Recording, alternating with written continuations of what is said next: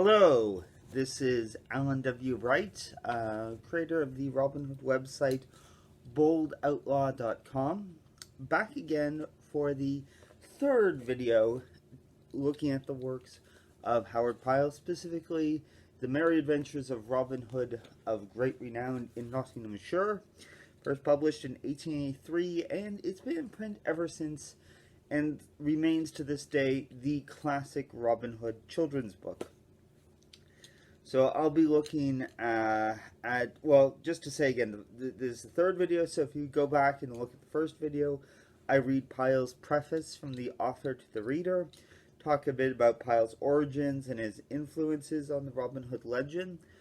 If you look at the second video, I read the first half of Pyle's prologue, which describes how 18-year-old Robin Hood went to a shooting match in Nottingham. On the way there, he encounters some foresters. They get into an altercation, and Robin ends up killing one of them, and he's outlawed. And so he lives in the forest for a year and encounters 50 other people who have also been outlawed for various reasons, and joins with them to help the poor and oppressed. I mentioned 50, just to remind you from my previous video, score is an old-fashioned way of saying 20, and when you throw another number in front of it like 5, you multiply by that number. So 50 is 100. I believe that Pyle uses the word score again in the next section I'm going to read. So with that said, I am going to read the second half of the prologue, where Robin Hood encounters Little John for the first time, one of the best-known Robin Hood stories, and afterwards I'll just talk a little bit about Pyle and his adaptation of this story and Little John himself. So, let us begin. Up rose Robin Hood one merry morn, when all the birds were singing blithely among the leaves, and up rose all his merry men, each fellow washing his head and hands in the cold brown brook that leaped laughingly from stone to stone. Then said Robin, For 14 days we have seen no sport, so I will go abroad to seek adventures forthwith. But tarry ye, my merry men all, here in the greenwood, only see that ye mind well my call.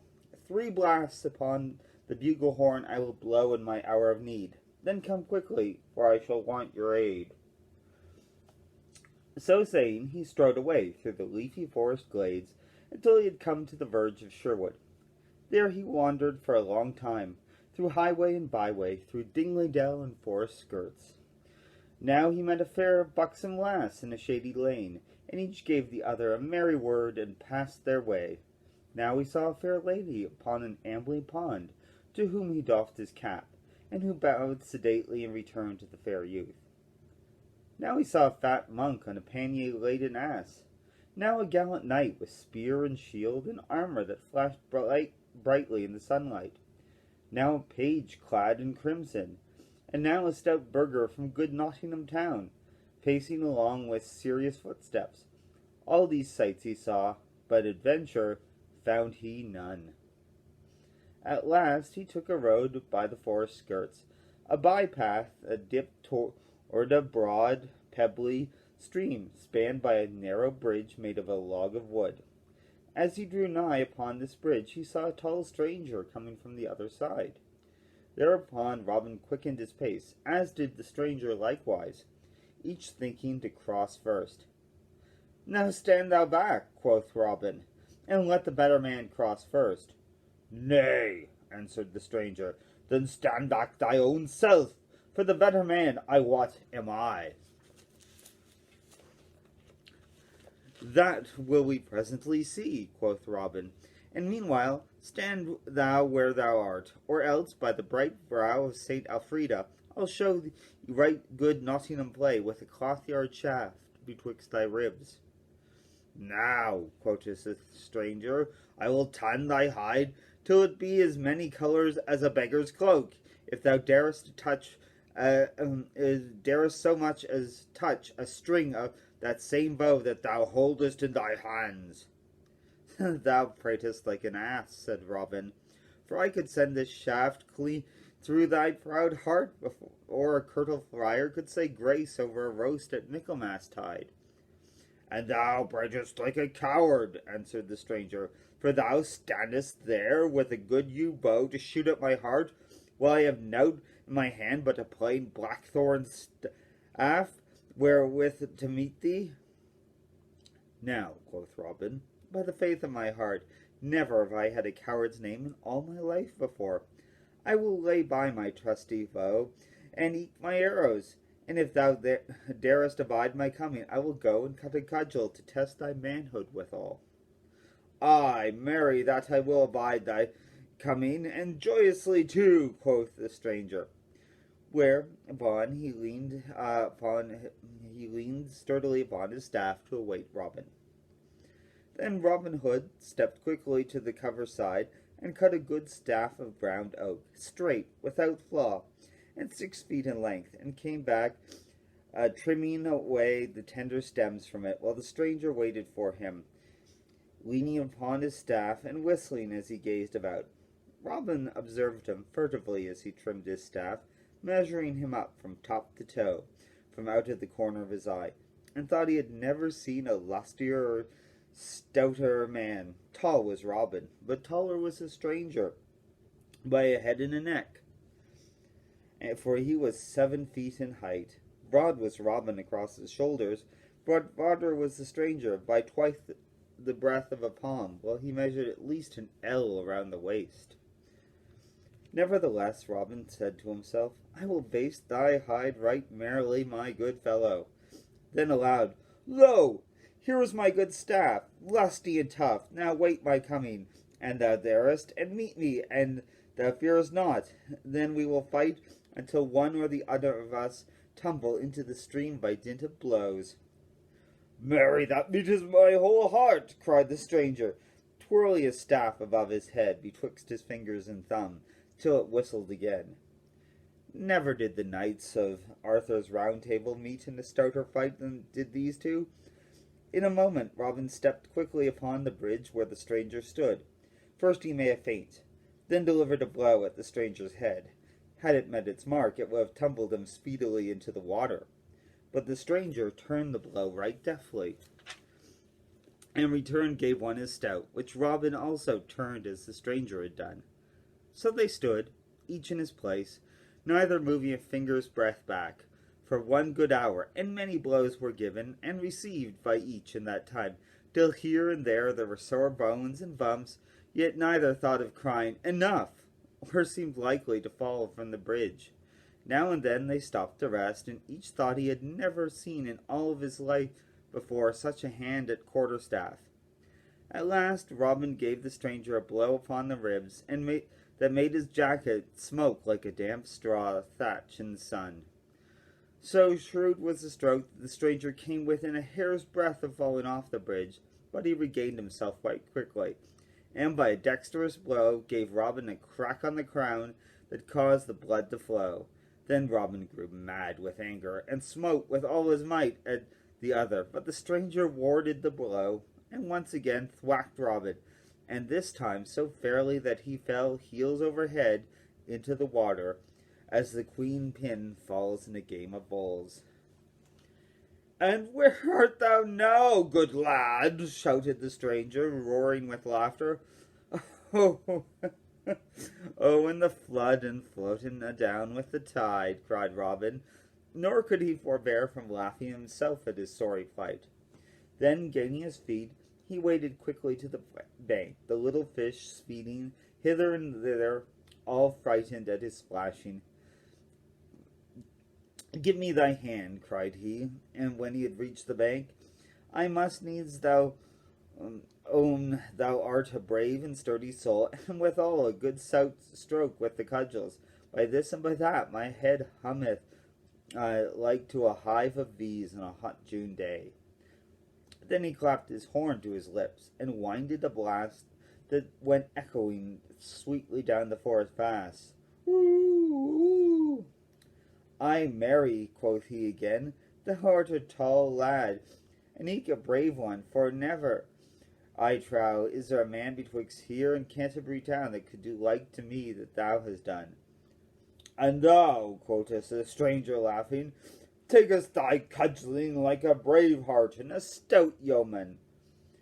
But now the distant twigs and branches rustled with the coming of men, and suddenly a score or two of good stout yeomen, all clad in Lincoln green, burst from out of the covert, with merry Will Stutely at their head. "Good master," cried Will, "how is this? Truly art thou all wet from head to foot, and that to the very skin." "Why, Mary," answered good jolly Robin, "yon stout fellow has tumbled me neck and crop into the water, and has given me a drubbing besides." "Then shall he not go without a ducking and eke a drubbing himself?" cried Stutely. "Have at him, lads." And then Will and a score of yeomen leaped upon the stranger. But though they sprang quickly, they found him ready and felt him strike right well and left with his stout staff, so that he went down with oppressive numbers. Some of them rubbed cracked crowns before he was overcome. "Nay, forbear," cried Robin, laughing till his sore sides ached again. "He is a right good man and true, and no harm shall befall him. Now hark ye, good youth, wilt thou stay with me and be one of my band? 3 suits of Lincoln green shalt thou have each year, besides 40 marks in fee, and share with us whatsoever good shall befall us. Thou shalt eat sweet venison, and quaff the stoutest ale, and my own good right-hand man shalt thou be, for never did I see such a cudgel player in all my life before. Speak, wilt thou be one of my good merry men?" "That I know not," quoth the stranger surlily, for he was angry at being so tumbled about. "If ye handle you bow and apple shaft no better than ye oaken cudgel, I wot you are not fit to be called yeoman in my country. But if there be a man here that can shoot a better shaft than I, then I will bethink me of joining with you." "Now, by my faith," said Robin, "thou art a right saucy varlet, sirrah. Yet I will stoop to thee, as I have never stooped to man before. Good Stutely, cut thou a fair white piece of bark, 4 fingers in breadth, and set it 80 yards distant on yonder oak. Now, stranger, hit that fairly with a grey goose shaft, and call thyself an archer." "Ay, merrily, that I will I," answered he. "Give me a good stout bow and a fair broad arrow, and if I hit it not, strip me and beat me blue with bowstrings." Then he chose the stoutest bow among them all, next to Robin's own, and a straight grey goose shaft, well feathered and smooth, and stepping to the mark, while all the band, sitting or lying upon the green sward, watched him shoot, he drew the arrow to his cheek and loosed the shaft right deftly, sending it straight down the path that it clove the mark in the very centre. "Aha!" cried he, mend thou that, if thou canst." Well, even the yeomen clapped their hands at so fair a shot. "That is indeed a keen shot," quoth Robin. "Mend it I cannot, but mar it I may, perhaps." And then, taking up his own good stout bow and nocking an arrow,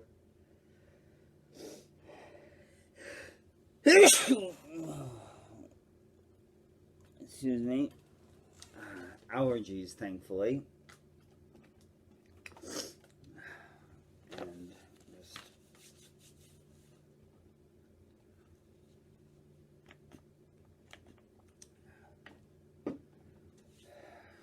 hay fever season among everything else that's happening to us. Let's see. So taking up his own good stout bow and nocking an arrow with care, he shot with his very greatest skill. Straight flew the arrow, and so true that it lit fairly upon the stranger's staff, and split it into splinters. Then all the yeomen leapt to their feet and shouted for joy that their master had shot so well. Now, by the lusty yew bow of good swain withhold, cried the stranger, that is a shot indeed, and never saw I the like in my life before. Now truly will I be thy man henceforth, and I. Good Adam Bell was a fair shot, but he never shot so. Then have I gained a right good man this day, quoth jolly Robin. What name goest thou by, good fellow? Men called me John Little, whence I came, answered the stranger. Then Will Stutely, who loved a good jest, spoke up. Now, fair little stranger, said he, I like not thy name, and fain would have it otherwise. Little art thou indeed, and small of bone and sinew. Therefore thou shalt be christened Little John, and I will be thy godfather. Then Robin, all his band, laughed aloud until the stranger began to grow angry. And thou make jest of me, quoth he to Will Stutely. Thou wilt have sore bones and little pay in that short season. Nay, good friend, said Robin Hood, follow thine anger, for the name fitteth thee well. Little John shall thou be called henceforth, and Little John shall it be. So come, my merry men, and we go and prepare a christening feast for this fair infant.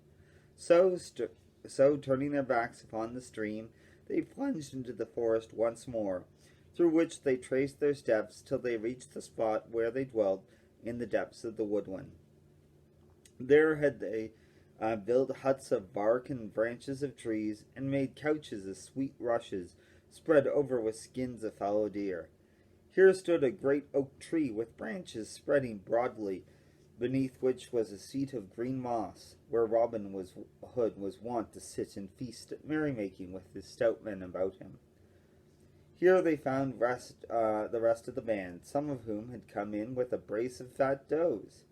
Then they all built great fires, and after a time of roasting the does and broached a barrel of humming ale, then, when the feast was ready, they all sat down, but Robin Hood placed Little John at his right hand, for he was henceforth to be second in the band. Then, when the feast was done, Will Stutely spoke up, and it is now time, I ween, to christen our bonny babe. Is it not so, merry boys? And I, cried all, laughing, and the woods echoed with their mirth. Then 7 sponsors shall we have, quoth Will Stutely, and honey among all the band he chose the 7 stoutest men of them all. Now, by St. Dunstan, cried Little John, springing to his feet, more than one of you shall rue it if and you lay a finger upon me. But without a word, they all ran upon him at once, seizing him by his legs and arms, and holding him tightly in spite of his struggles. They bore him forth all around to see the sport, and then one came forward who had been chosen to play the priest because he had a bald crown, and in his hand carried a brimming pot of ale. Now who bringeth this babe? He asked right soberly. That I do, answered Will Stutely. And what name callest thou him? Little John, I call him. Now, Little John, quoth the mock priest, thou hast not lived heretofore, but only got thee along through the world, but henceforth thou wilt live indeed. When thou livest not, thou wast called John Little, but now that thou dost live indeed, Little John shalt thou be called. So christen I thee. And these last words he emptied the pot of ale upon Little John's head. Then all shouted with laughter, as they saw the good brown ale steam over Little John's beard and trickle from his nose and chin, while his eyes blinked with the smart of it. At first he was of a mind to be angry, but found he could not, because the others were so merry. So he laughed with the rest. Then Robin took the sweet pretty babe, clothed him all anew from top to toe in Lincoln green, and gave him a good stout bow, and so made him a member of the merry band. And thus it was Robin Hood became outlawed. Thus a band of merry companions gathered about him, and thus he gained his right-hand man, Little John. And so the prologue ends. and now I will tell how the Sheriff of Nottingham 3 times sought to take Robin Hood, and how he failed each time. Actually, I'm not going to tell that story. I think this has been long enough, and I think you've seen that I kind of struggle with Pyle's deliberately archaic language. Just again, I'd like to say that one of the masterpieces of Pyle are his illustrations, which you won't find in all editions of his work. Here is the image of Little John and Robin Hood at the quarterstaff duel by Pyle.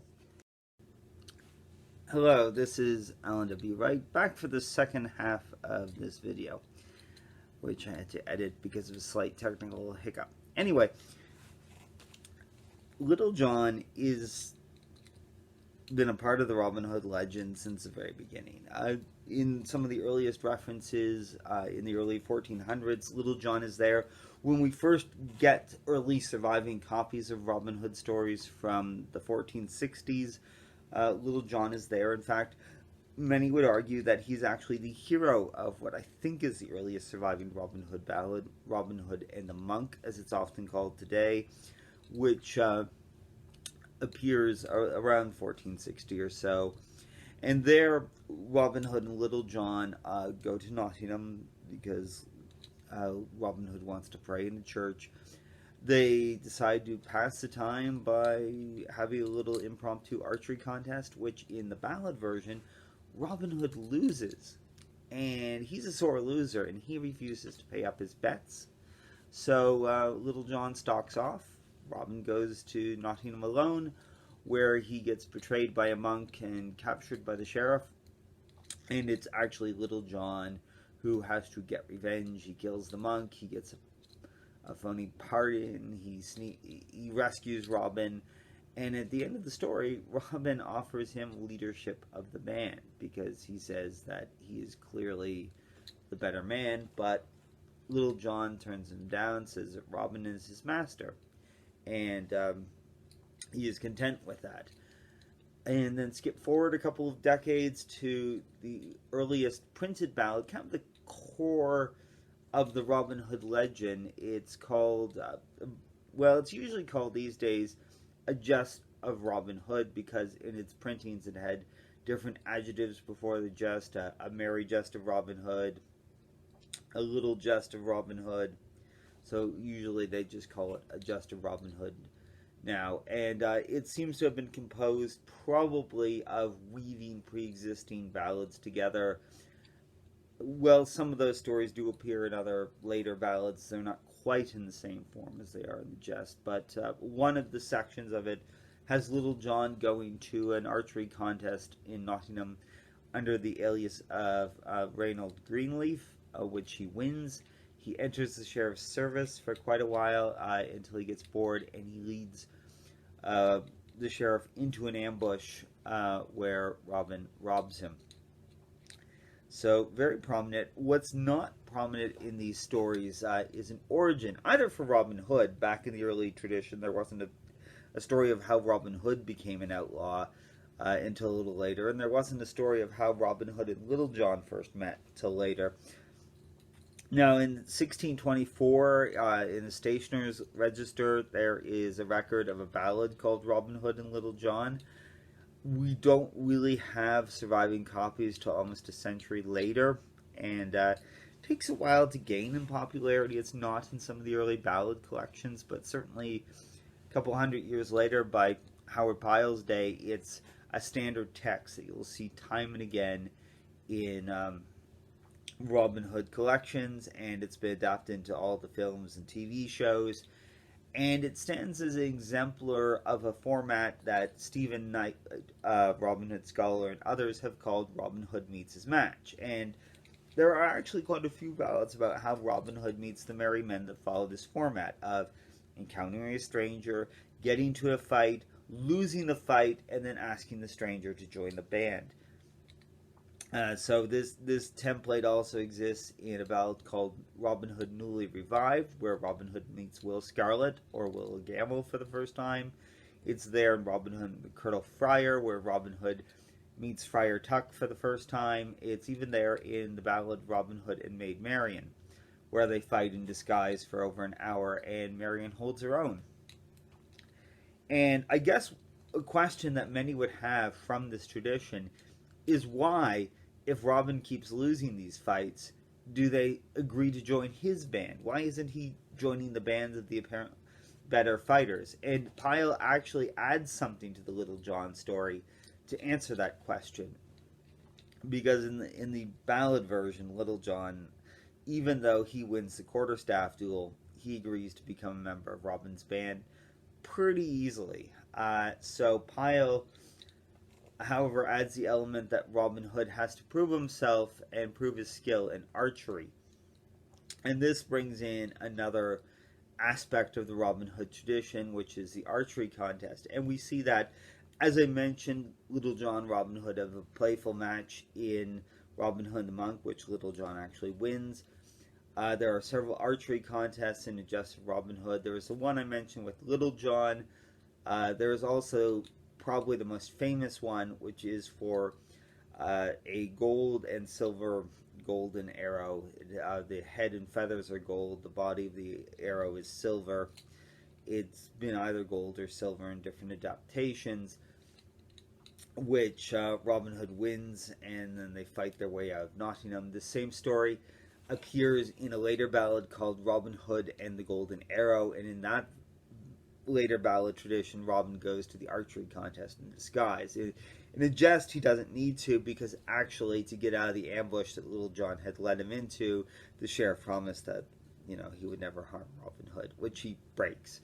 But the later ballad tradition has Robin go in disguise, and you see this in film and TV. They kind of merge the two of them. So they have the disguise element from the later Golden Arrow ballad, but in the Golden Arrow ballad, Robin just gets away, and then he sends the arrow back to Nottingham and says, by the way, that guy who won, that was actually me in disguise.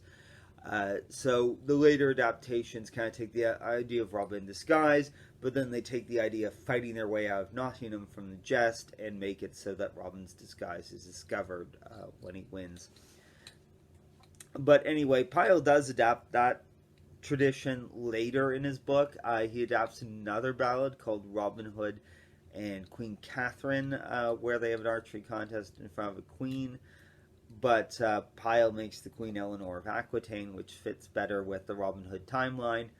And there's one version of that ballad that probably was not known to Pyle because it sat in a manuscript version, not discovered for about 300 years. It was discovered in the early 1990s. And in that version, Will Scarlet, who's also participating in the archery contest, actually splits an arrow. And the most famous, which you've probably seen again in film and TV, the most famous example of this, though, comes later in the 1819 novel by Sir Walter Scott, Ivanhoe, where Robin wins the archery contest by splitting his opponent's arrow. In the real world, by the way, that's considered a tie, and you don't actually win for doing that. It would be a tie between Robin and his opponent. But anyway, Pyle takes that splitting of the arrow motif and brings it into the Little John story. And it's kind of an example of how Pyle weaves different traditions into making a story. He does that later on too.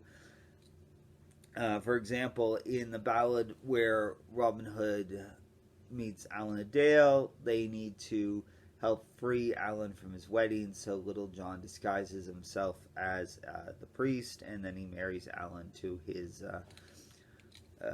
intended, and in Pyle that wouldn't stand, so they need to go find a real priest. So they encounter Alan's problems, but before they resolve them, they go off and they find Friar Tuck, and they weave in the Friar Tuck ballad, then go back to the Alan a Dale tradition. So that's the kind of thing Howard Pyle does, and he does it here by inserting some of the archery contest into the Little John story. I think that's about as much as I need to cover for Howard Pyle. I think you could see he's a little struggling again with his archaic language, so it is a little tough on me. But if you can get past that, there is poetry in the way he weaves things together in his descriptions and his very beautiful illustrations. So that's it for me. Hopefully I'll be able to weave these two videos together in a pleasing fashion. Thanks very much. Bye.